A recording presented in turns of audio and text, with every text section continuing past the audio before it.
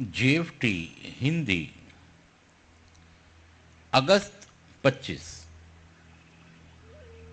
नौवां कदम, जिंदगी को पुनः हासिल करना। हमारे अतीत के विनाश से हम मुक्ति हासिल। सिक्ट एक्सप्रेस नंबर 39।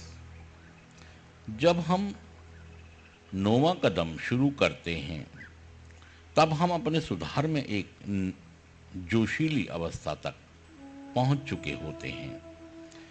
हमारे जीवन में जो नुकसान हुआ है उसी के कारण हम में से अनेक यहाँ एनए में मदद पाने के लिए आए हैं।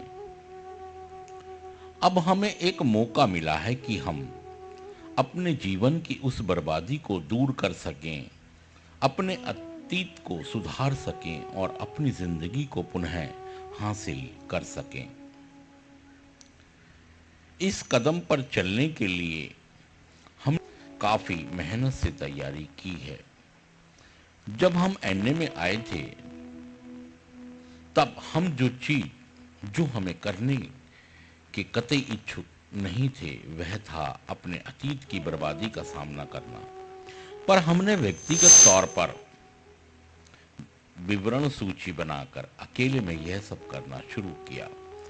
फिर हमने अपने कुछ एक चुने हुए विश्वस्त साथियों, अपने स्वयं और अपनी उच्च शक्तियों और एक अन्य व्यक्ति के सामने उनकी परख के लिए अपने अतीत को उजागर कर दिया।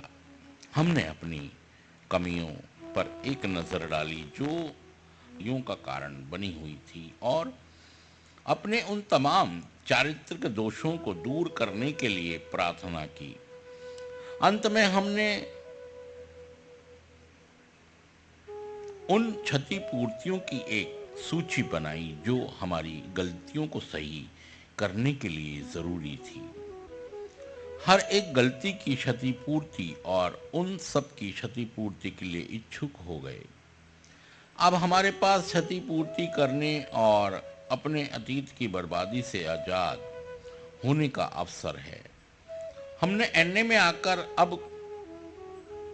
अब तक जो कुछ किया है उसी के फलस्वरूप आज हम यहाँ पर इस मुकाम तक पहुंचे हैं। इस बिंदु पर नौवां कदम एकदम वही चीज है जो कि हम करना चाहते हैं।